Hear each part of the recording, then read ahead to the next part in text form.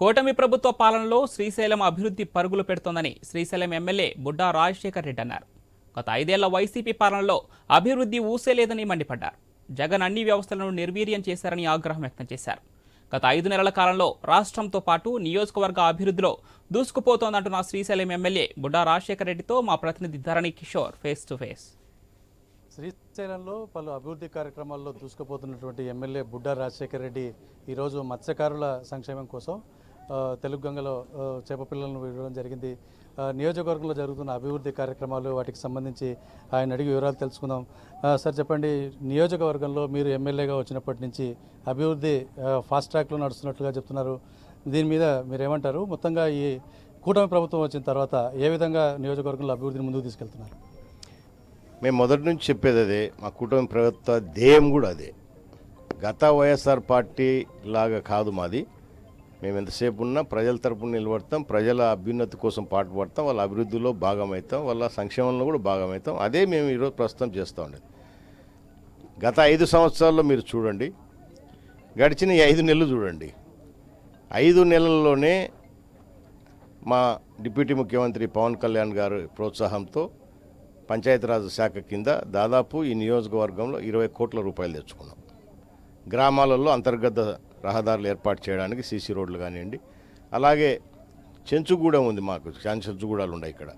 So దానికి ఆత్మకూరు మండలంలో ఒక హ్యాబిటేషన్ ఏదైతే ఉందో ఇందిరేశం చెంచుగూడెం అని, దానికి 2 కోట్ల రూపాయలు బీటీ రోడ్డు కూడా తెచ్చుకున్నాం ఇదే స్కీమ్ కిందనే. సో ఈ విధంగా జిల్లాలో మన నియోజకవర్గంలో ముందుండాలనే ఉద్దేశంతోనే మేము పాటుపడుతూ 5 నెలలను 20 కోట్ల రూపాయలు తీసుకొచ్చినాం. 5 సంవత్సరాలలో వాళ్ళు ఎక్కడైనా తీసుకొచ్చారో ఒకటి చూపించండి నాకు. ఎక్కడా ఏం లేదు. ఈరోజు సిగ్గు లేకుండా కూడా మళ్ళీ మాట్లాడుతున్నారు. 5 నెలలకి మా ప్రభుత్వం ఏర్పడి మీరు చేసిపోయిన పాపాలన్నీ మేము మోసే కడుగుతూ ఉంటే ఈరోజు మళ్ళీ మమ్మల్ని విమర్శ చేసే స్థాయికి వాళ్ళు వస్తూ ఉన్నారు. నేను ఎప్పుడూ చెప్తా ఉన్నా వీళ్ళకి, బుడ్డా రాజశేఖర రెడ్డి అభివృద్ధికి చిరునామా. చంద్రబాబు గారి నాయకత్వంలో మేము పనిచేస్తూనే ఉన్నాం, పనిచేస్తూనే ఉంటాం. చంద్రబాబు నాయుడు గారు భారతదేశమే కాదు, ఆంధ్రప్రదేశే కాదు, భారతదేశమే కాదు, ప్రపంచవ్యాప్తంగా కూడా తెలుసు ఆయన పని విధానం, పనితనం, ఏ విధంగా నిధులు తీసుకొస్తాడు, ఏ విధంగా రాష్ట్రాన్ని అభివృద్ధి చేస్తాడు అనేది అందరు కళ్ళారా చూసినారు. సో ఇప్పుడు మళ్ళీ చూడబోతున్నారు. వీళ్ళు చేసిన పాపాలను ఈరోజు మేము కడగడానికి చాలా చాలా కష్టపడాల్సి వస్తూ ఉంది.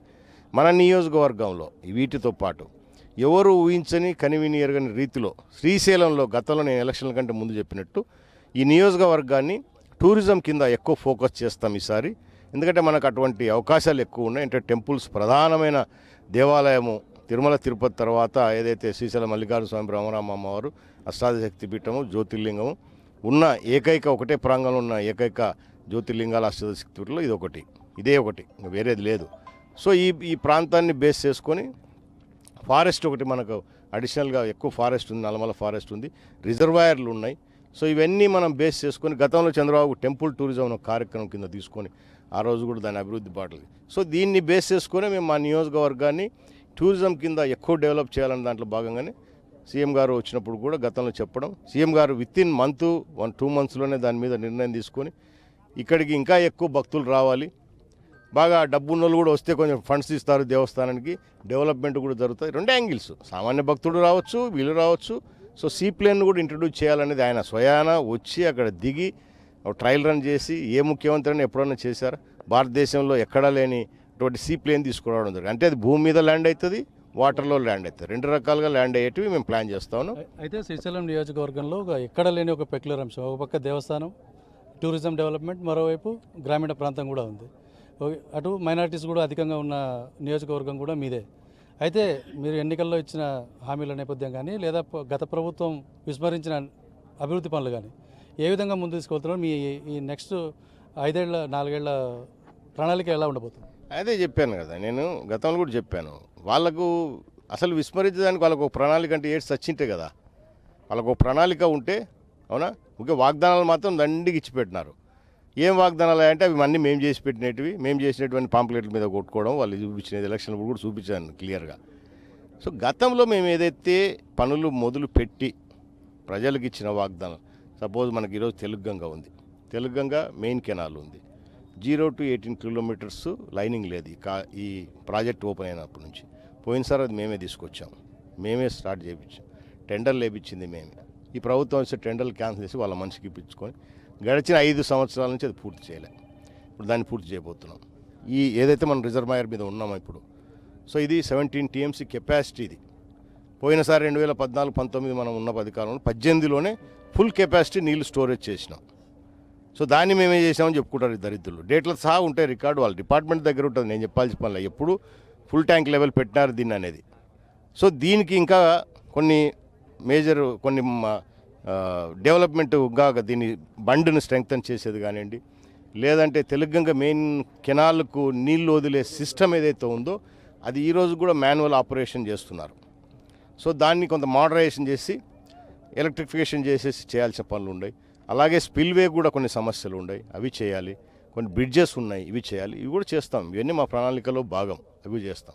దాంతోపాటు నియోజకవర్గంలో గతంలో ఇప్పుడు ఆత్మకూరు డ్రింకింగ్ వాటర్ స్కీమ్ అదే ఆగిపోయింది. ఆ దరిద్రులు దాన్ని పూర్తి చేయలే, దాన్ని పూర్తి చేస్తాం. అలాగే సున్నిపెంట డ్రింకింగ్ వాటర్ పూర్తి చేస్తాం.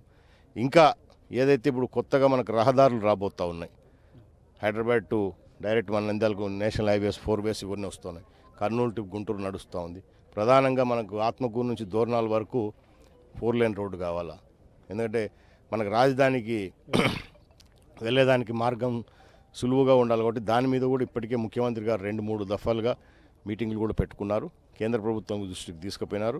రేపు ఇంకా దాని మీద ఇంకా ఫోకస్ చేస్తాం ఖచ్చితంగా. మొన్ననే పవన్ కళ్యాణ్ గారు గ్రూప్ ఆఫ్ మినిస్టర్స్ ఏంటి టూరిజం కింద, అంటే ఫారెస్ట్ సమస్యలు ఉన్నాయి ఇక్కడ కొన్ని మాకు.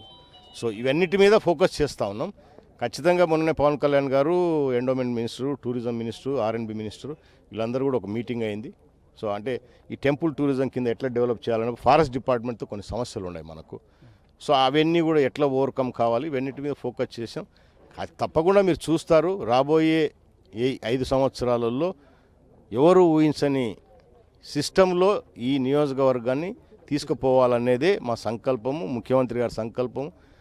మీరు కూడా చూశారు, మీడియా వాళ్ళు కూడా. ముఖ్యమంత్రి గారు గెలిచిన తర్వాత 2 సార్లు ఒక నియోజకవర్గానికి వచ్చింది మనదే. అది కూడా అక్కడ మల్లికార్జున స్వామి వారి దయతో, కృపతో ఈరోజు ఈ నియోజకవర్గం బ్రహ్మాండంగా టూరిజంలో కానీ అగ్రికల్చర్, మీరు అన్నట్టు ఒకవైపు టూరిజం, బేసిక్గా అగ్రికల్చర్ సిస్టమ్ ఉంది కాబట్టి రైతాంగం మీద సిద్ధాపురం కూడా పూర్తి చేయాల్సినవి ఉన్నాయి.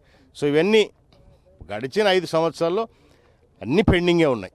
పోయిన 5 సంవత్సరాలు కూడా మాకే ఉండింటే పూర్తి చేసిన వాళ్ళం 5 years కంప్లీట్ చేస్తాం. Thank you. ఇది మొత్తంగా ఎమ్మెల్యే చెప్తున్నది.